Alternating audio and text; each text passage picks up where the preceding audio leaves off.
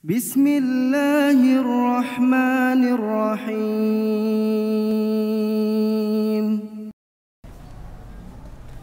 Alhamdulillah nahmaduhu wa nasta'inuhu wa nastaghfiruhu wa nastahdihi wa natubu ilayhi wa na'udzu billahi min shururi anfusina wa min sayyiati a'malina may yahdihillahu fala mudilla lahu wa may yudlil fala hadiya lahu asyhadu an la ilaha illallah wahdahu la syarika lahu wa asyhadu anna muhammadan 'abduhu wa rasuluhu wa safiyyuhu min khalqihi arsalahu bil haqqi basyiran wa nadhira wa da'iyan ila Allah bi idnihi wa sirajan munira. Allahumma salli wa sallim wa barik ala nabiyyina wa habibina Muhammadin wa ala alihi wa sahbihi ajma'in wa man tabi'ahum bi ihsanin ila yaumiddin wa anna alaina ma'ahum bimannika wa fadlika ya arhamar rahimin.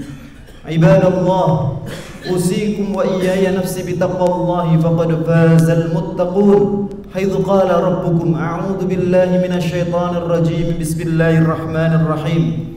Ya ayyuhalladzina amanu taqullaha haqqa tuqatih wa la tamutunna illa wa antum muslimun.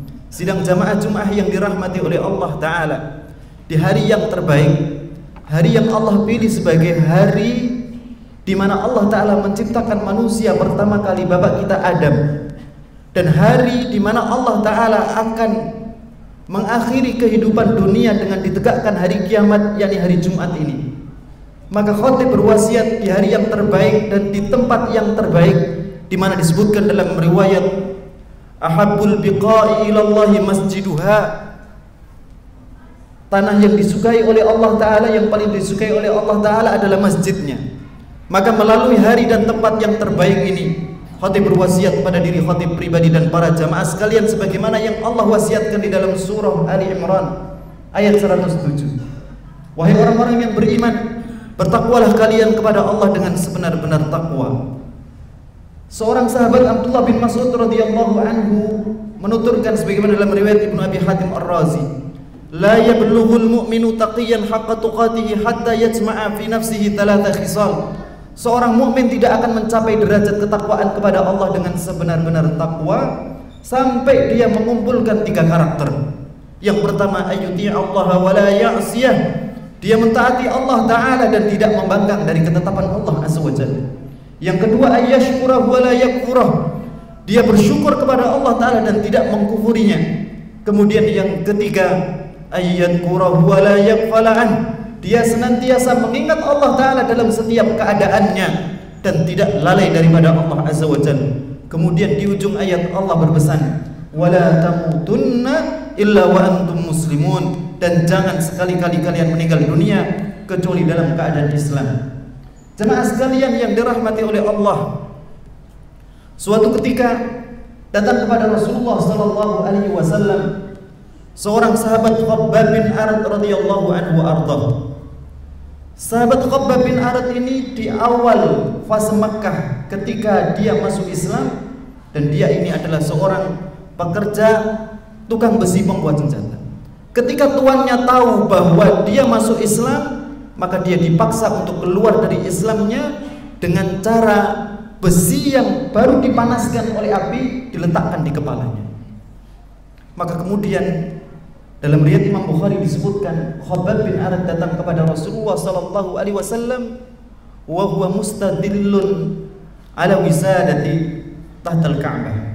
Saat itu Rasulullah sallallahu alaihi wasallam sedang berada di bawah naungan Ka'bah yang sedang berbaring di atas ridanya, berbantal di atas ridanya.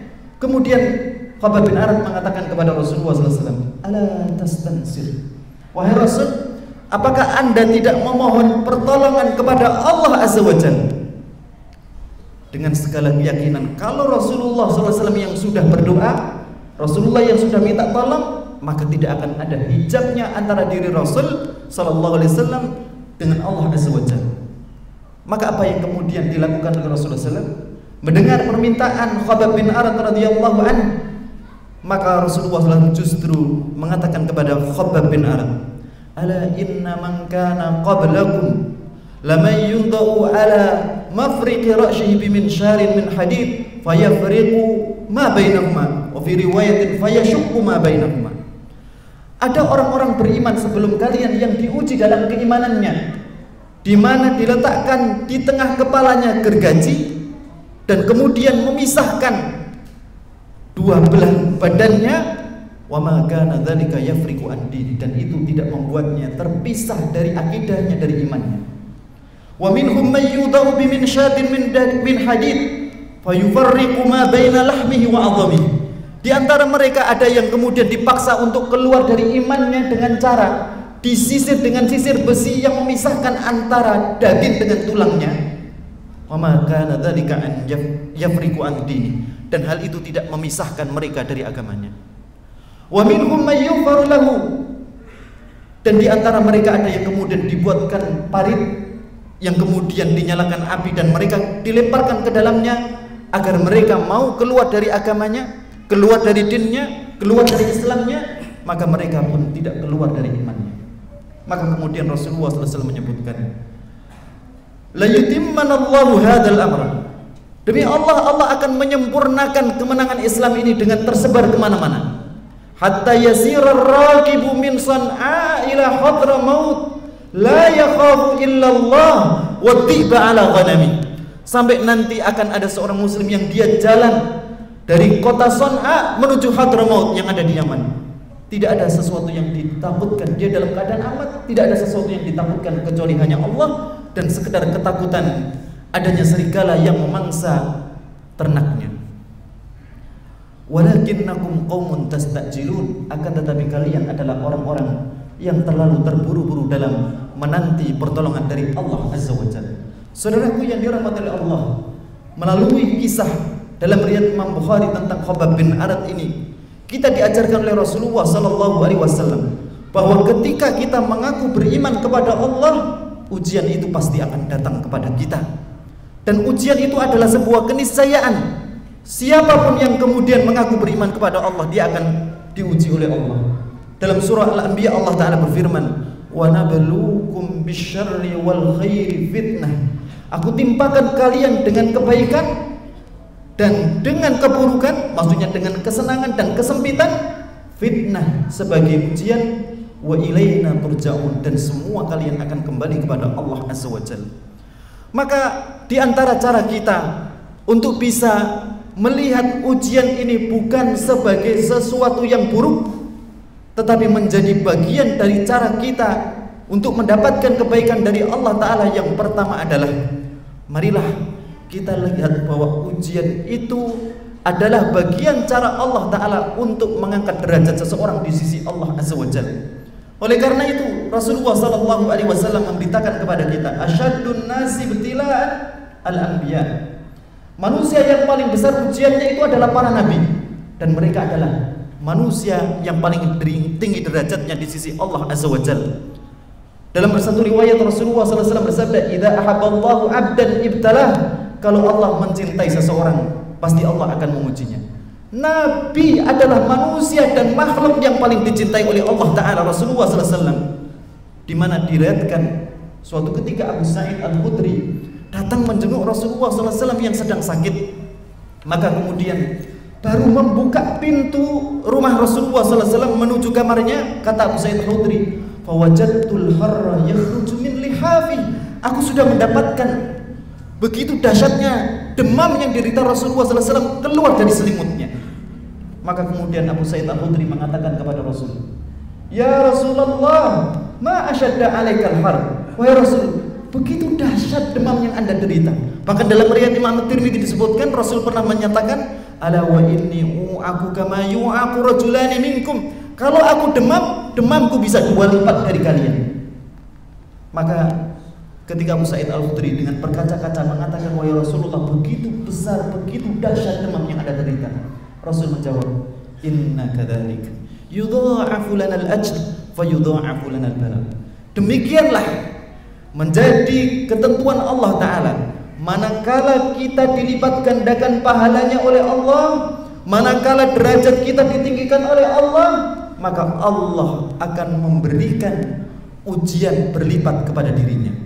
Maka pahamilah bahwa ujian bagian dari cara Allah Ta'ala untuk mengangkat derajat seseorang, mengangkat bahwa orang itu telah mencatatkan dan membuktikan keimanannya dengan tetap yakin bahwa semua yang diberikan oleh Allah Ta'ala dari ujian tersebut adalah bagian daripada cara untuk meninggikan imannya.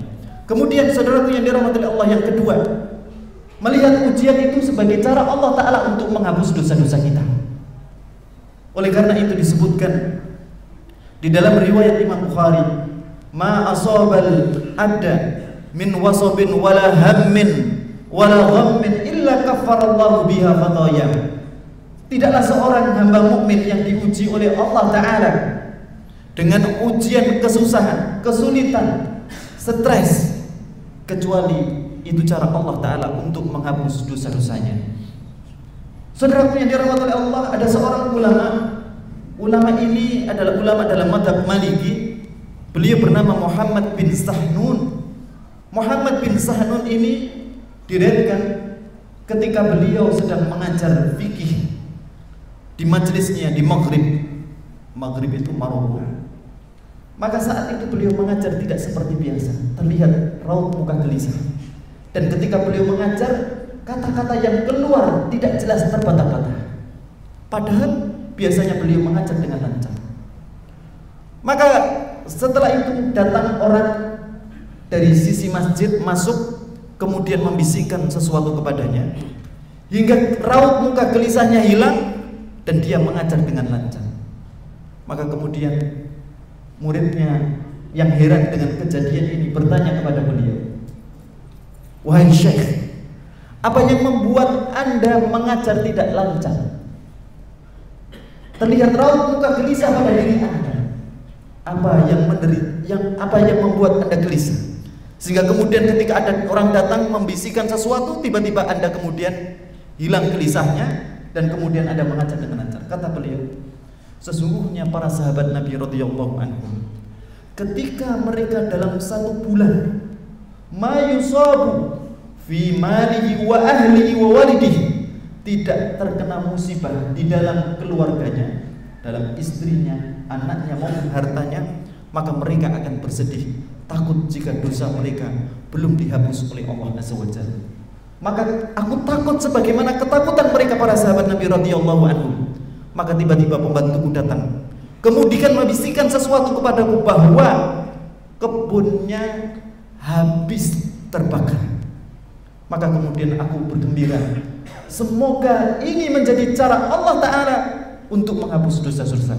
Seorang mukmin senantiasa berhusnudzon kepada Allah, hatta dalam kondisi sempit ketika dia terkena musibah, tidak kemudian bersuudzon kepada Allah. Dia selalu bersuudzon bahwa bisa jadi apa yang tidak disukai oleh umumnya orang itu baik buat diri kita, di mana dalam hal tersebut cara Allah Ta'ala untuk menghapus dosa-dosanya. Barakallahu li wa lakum wa nafa'ani bima fihi minal ayati wadh-dhikril hakim wastaghfiruh innahu huwal ghafurur rahim.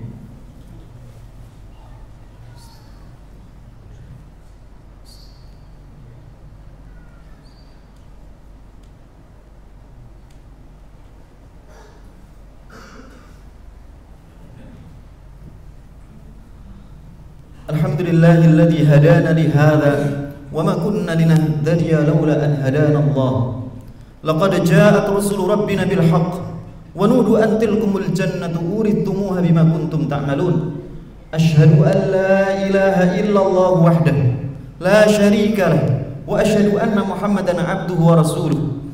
Allahumma shalli wa sallim wa barik ala nabiyyina wa habibina Muhammadin wa ala alihi wa sahbihi ajma'in wa man tabi'ahum bi ihsanin ila yaumiddin. Ibadallah, usikum wa iyaya nafsi bi taqwallahi faqad fazal muttaqun. Haitsu qala rabbukum a'udzu billahi minasy syaithanir rajim. Ya ayyuhalladzina amanu taqullaha wa qulu qawlan sadida yuslih lakum a'malakum wa yaghfir lakum dhunubakum wa may yuti'illaha wa rasulahu faqad faza fawzan 'azima. Sidang jamaah Jumat yang dirahmati oleh Allah. Kemudian yang terakhir, ketika kita sedang diuji oleh Allah dengan ujian, kita ditimpa musibah, maka berpikirlah, bisa jadi itu cara Allah Ta'ala untuk kembali memeluk kita, karena kita telah jauh dalam bersimpuh di hadapan Allah Ta'ala dengan sholat kita, dengan sujud kita, dengan munajat kita. Oleh karena itu saudaraku yang dirahmati oleh Allah Ta'ala, kita sering mengucapkan kurang lebih 17 kali dalam setiap hari, iyyaka na'budu wa iyyaka nasta'in. Hanya kepada Engkau aku beribadah, hanya kepada Engkau aku beristi'anah. Cuma ketika orang menghadapi masalah, dia lebih mendahulukan makhluk yang makhluk itu kuasanya memiliki batas, sementara Allah kuasanya tiada batas. Manusia mendahulukan makhluk yang makhluk itu kadang mau dengar dan kadang tidak mau mendengar, sementara Allah memiliki sifat as-sami', semua peraduan kita didengar oleh Allah Azza wa Jalla. Oleh karena itu, banyaklah kembali kepada Allah dengan doa, dan itulah yang membuat para nabi mereka menjadi lebih dekat kepada Allah Ta'ala, sehingga ujian mereka dilipat gandakan oleh Allah agar mereka banyak kembali kepada Allah Azza wa Jalla. Terakhir saudaraku yang dirahmati oleh Allah, disebutkan oleh para ulama bahwa Nabi Ayyub alaihissalam, beliau adalah nabi yang dalam setiap sengatan ujiannya, lidah beliau selalu mengucapkan rasa syukur kepada Allah Ta'ala. Oleh karena itu kata para ulama, syukur kadang mau menduduki makom yang lebih tinggi daripada sabar. Karena kadang orang di saat di tengah musibah dia tetap melihat Allah, kebaikannya jauh lebih banyak daripada setitik ujian yang diberikan kepadanya. Itulah yang kemudian membuat orang menjadi istimewa di hadapan Allah Azza wa Jalla. Di tengah menghadapi musibah, dia tetap bersyukur kepada Allah selain daripada kesabarannya. Semoga kita termasuk hamba-hamba yang kemudian didekatkan oleh Allah Ta'ala dengan sabar, syukur dan husnudzan kepada Allah, dan semoga kita termasuk hamba-hamba yang dinaikkan derajat oleh Allah Ta'ala. Innallaha malaikatahu yusalluna 'alan nabi ya ayyuhalladzina amanu sallu 'alaihi wa sallimu taslima. Allahumma salli 'ala nabiyyina Muhammad wa ali Muhammad kama sallaita 'ala Ibrahim wa ali Ibrahim fil 'alamin innaka Hamidum Majid. وارض عن الخلفاء الراشدين المهديين أبي بكر وعمر وعثمان وعلي وعن بقية الصحابة أجمعين وأن علينا معهم بمنك وفضلك يا أرحم الراحمين.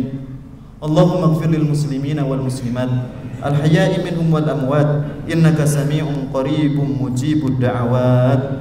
اللهم اقسم لنا من خشيتك ما تحول بيننا وبين معصيتك ومن طاعتك ما تبلغنا به جنتك ومن اليقين ما تهون به علينا مصائب الدنيا.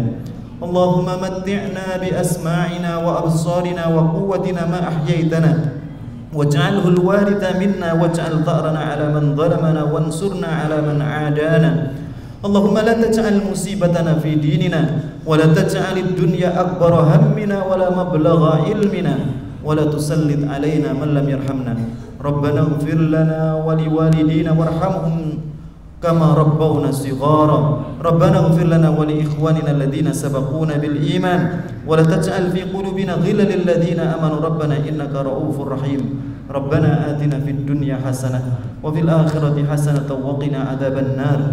عباد الله إن الله يأمر بالعدل والإحسان وإيتاء ذي القربى وينهى عن الفحشاء والمنكر والبغي يعظكم لعلكم تذكرون وأقم الصلاة. فبأي آلاء ربكما تكذبان